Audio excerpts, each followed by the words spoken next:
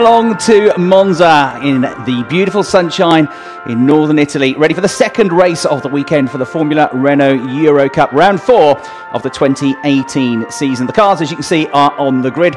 The umbrellas are up to try and protect the drivers. Yesterday it was as high as 30 degrees air temperature and just under 32 degrees track temperature. We're here at this most historic of venues, the Monza circuit, originally built all the way back in 1922. There you can see it's almost as hot as it was yesterday, just half a degree less. So it's going to be a tough call this for the drivers in a half-hour plus 1 lap race. We're set in the Royal Villa of Monza Park, which is the largest city park in Europe.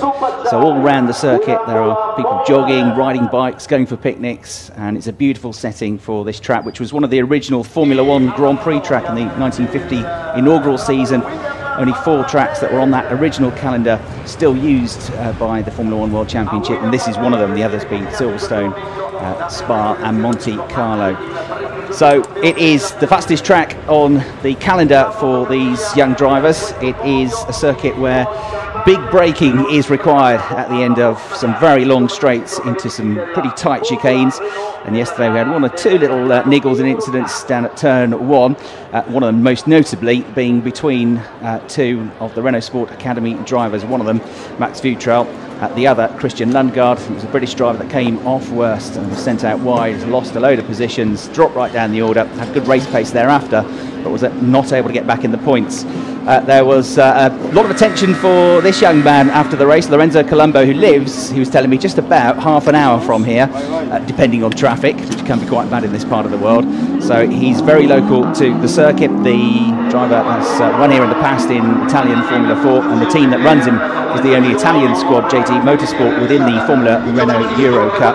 So they've got good knowledge here, and Lorenzo doing a good job in this morning's qualifying session, which was held at 9 o'clock local time, to get pole position right at the end of the session. He was one of the last drivers through and got his fastest lap right at the end. There, Christian Lundgaard, who was involved in this incident yesterday. Christian's had a very strong start. He's a rookie, but he's been 5th, 3rd and 2nd in the 3 races so far. Max Futrell had a pretty decent qualifying session this morning. As ever, they were split into 2 different groups.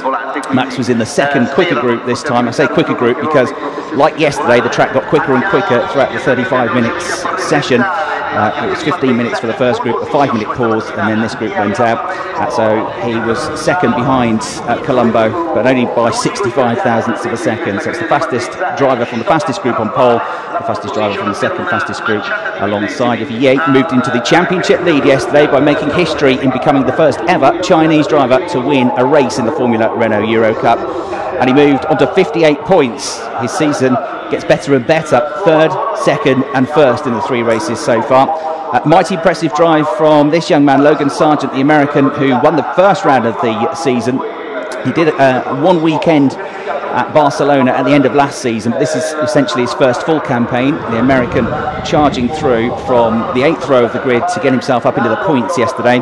Richard Verschoor has had a very frustrating start to the year. He was very ill at the opening weekend at Paul Ricard, managed to pick up some points in one of the races, but then he had a technical problem with the sensor in the other. And yesterday he was battling hard and looking like he was going to score some good points in the top 6 as we look at Oscar Piastri, the Australian, another rookie driver in this championship. There were 14 of them.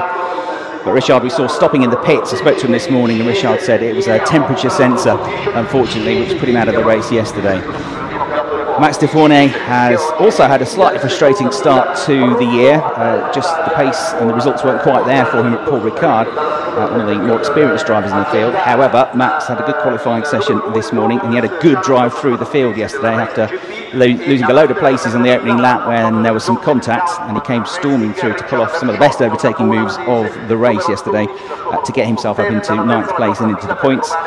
Smolyar there, the Russian driver Alexander Smolyar, with a very strong 4th place finish yesterday. One of the drivers for the Tech 1 racing team. He has had an 8th and a 4th so far, that 4th place coming yesterday, so he is up into 9th place in the championship standings. Just to give you a quick rundown of the points after yesterday's race, the Joseph Kaufman racing driver on 58 points, 43 for Max Futrell, 43 for Christian Lundgaard, and then Logan Sargent 4th, Lorenzo Colombo, the pole sitter, into 5th place now in the standings. There we saw Alex Peroni, the Australian driver, who was another one that had a strong race yesterday, coming through to pick up 5th place. So Alex Peroni with, again, a decent starting position here. The MP Motorsport driver, one of the Dutch teams in the championship, running one of 3 Australians that we've got in the field, and Alex completing the top 10 on the grid for this race. So are we going to get a 4th different winner in 4 races in the 2018 Formula Renault Euro Cup? And can we get through the first corner cleanly through the chicane where it tightens up? They go off the line. There's a long run down towards the Variante del Rettifilo. It is taken in 2nd gear at about 70 kilometres an hour. Then they accelerate up through Curva Grande to 7th gear, top gear, for these 210 brake horsepower cars. 210 brake horsepower sounds pretty impressive. The cars weigh just over half a tonne, so in actual fact it's 400 brake horsepower per tonne for these cars. Lots of air on the cars as well, lots of downforce, and good grip from the Michelin tyres, which they all run, which lasted well yesterday. Lots of drivers were setting personal best lap times, even with a few minutes of the race to go, as the grid is now cleared. So Lorenzo Colombo, the driver on pole position, he is looking to become the